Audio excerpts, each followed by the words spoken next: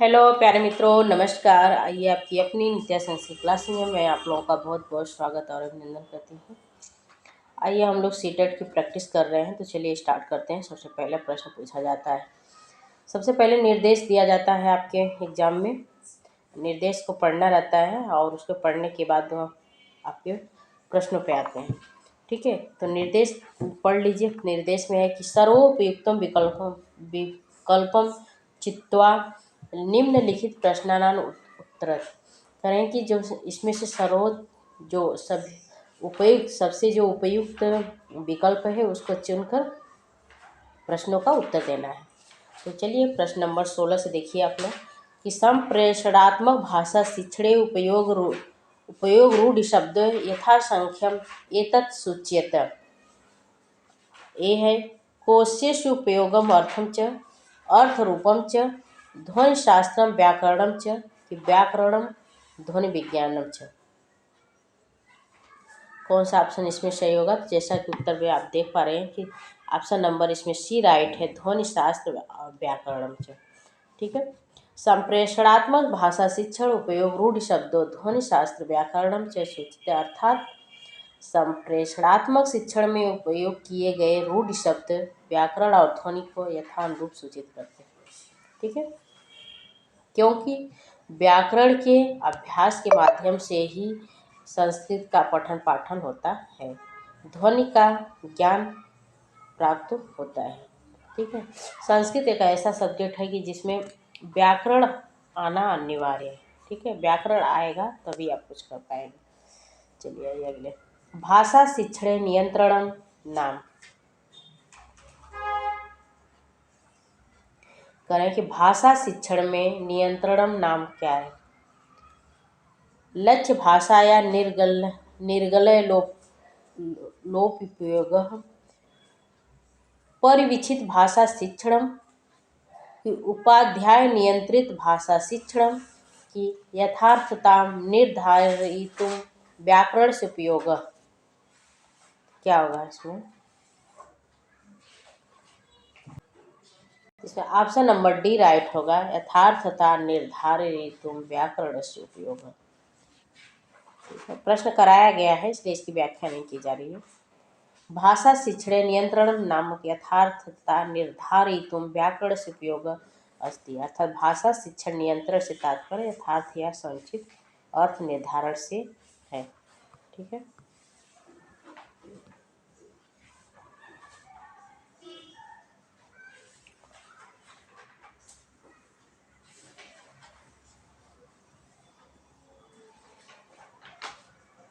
सत्रह तक हो गया ना। 18 प्रश्न नंबर 18 देखिए। छात्रे कृता सर्वे भाषा दोषा अध्यापन। एक मिनट, इसमें कहा जा रहा है कि छात्र कृता सर्वे भाषा दोषा अध्यापकेन नैव शोधनीयः यत्। ऑप्शन ए तदयंत दुष्करण प्रायो दोषा भाषा अवबोधनम सूचयन्ति कि दोष शोधनम भाषा बोधनस्य भागो न कि छात्रा शिक्षकान् परिचितुं सोद्देश्यं दोषान् कुर्वन्ति। तो ऑप्शन नंबर इसमें बी राइट होगा, प्रायो दोषा भाषा बोधनम सूचयन्ति। करें कि छात्र जो है वह जो छात्र कृता सर्वे भाषा दोषा अध्यापन ने सुने एक प्रायो दोषा भाषा बोधनम सूचित, अर्थात छात्रों के द्वारा किए गए जो सभी भाषा दोषों को अध्यापक द्वारा दूर नहीं किया जाता है। तो अब भाषा दोष प्राय भाषा को स्पष्ट करने में विसंगति को सूचित करते हैं। करें कि अगर अध्यापक के द्वारा जो भाषा में दोष हो रही है बच्चों से पढ़, और अगर उस दोष को दूर नहीं किया जाएगा तो भाषा में वो जो विसंगति होती है या गलतियाँ होती हैं वो बढ़ती ही जाएगी। ठीक है, इसलिए समय समय पर बच्चों का जो भी कुछ पूछते हैं उसका निवारण करना चाहिए। शिक्षा संबंध मूलभूताधिकार संविधानयोः से परिष्करणेन कार्यान्वीकृतः संविधानस्य त्रयशीतिं मेन परिष्करणेन संविधानस्य षड्शीतिमेन परिष्करणेन संविधानस्य त्रिनवतिमेन परिष्करणेन संविधानस्य षड्वतिमेन परिष्करणेन। क्या होगा?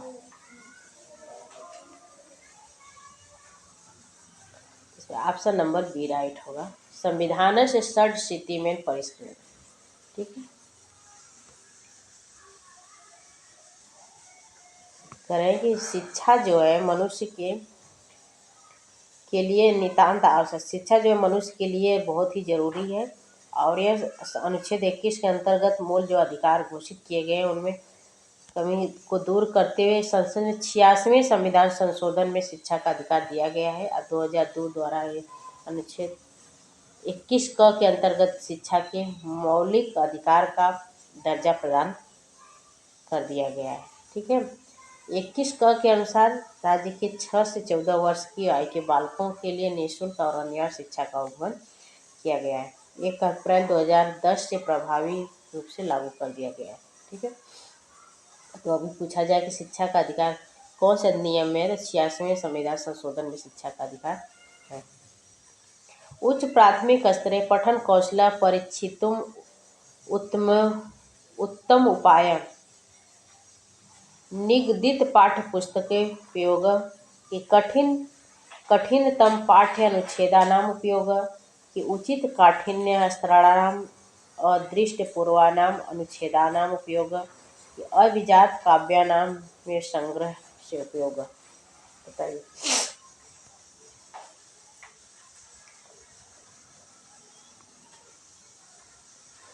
इसमें ऑप्शन नंबर सी राइट होगा, उचित काठिन्य स्तराणाम अदृष्टपूर्वानाम अनुच्छेदानाम उपयोग। ठीक है, उच्च प्राथमिक स्तर पठन कौशल परीक्षित उत्तम जो उपाय होता है और 6 उच्च प्राथमिक स्तर मतलब क्या हुआ, 6 से 8 तक की, 6 से 8 तक पढ़ने के कौशल में जो परीक्षण करने के लिए सर्वोत्तम उपाय जो होते हैं वह उचित कठिन शब्दों के स्तर एवं पहले पढ़ाए जा चुके अनुच्छेदों का प्रयोग करना चाहिए। अर्थात इसमें कहा जा रहा है, कौन से इसमें नियम लग रहा है, आगमन की निगमन। आगमन में क्या होता है, सबसे पहले उदाहरण देते हैं फिर इसके बाद नियम बताते हैं, तो ये आगमन प्रणाली का इसमें प्रयोग किया जा रहा है। ठीक है, इसका भी आप लोग ध्यान रखिए।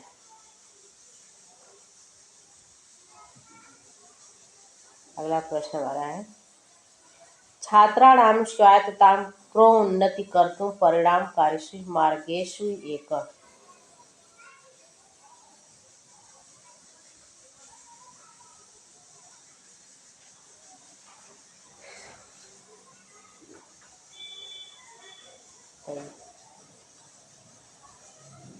एक मिनट, प्रश्न नंबर 21 पे थे ना हम लोग, बार बार ही हट जा रहा है, प्रॉब्लम होती है। बताइए, छात्राणां स्वायत्ततां प्रोन्नतिं कर्तुं परिणामकारिषु मार्गेषु एक। परिप्रश्नं कर्तुं छात्राणां प्रोत्साहनं कि कठोर अनुशासन विधि निगदित पाठ्यानां सविस्तारं पाठनं कि पौनःपुन्येन छात्राणां परीक्षणम्। ऑप्शन नंबर इसमें ये राइट होगा, परिप्रश्न कर्तुं छात्राणां प्रोत्साहन। जो बालक आपसे पढ़ाते समय अगर छात्र स्वयं से प्रश्न पूछते हैं उनको अधिक से आपको लोगों को प्रोत्साहित करना चाहिए। ठीक है, अगर प्रोत्साहित करेंगे तो बच्चे का पढ़ने में मन भी लगेगा। ठीक है, उसमें रुचि उत्पन्न होगी। रचनात्मक आकलन से प्रधान उद्देश्य, रचनात्मक आकलन का प्रधान उद्देश्य क्या होता है,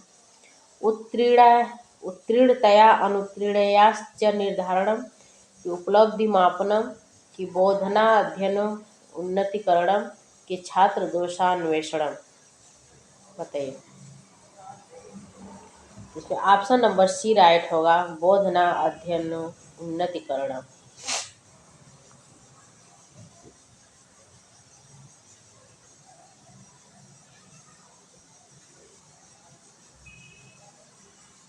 आइए अगला प्रश्न है, व्याकरण से, एक मिनट,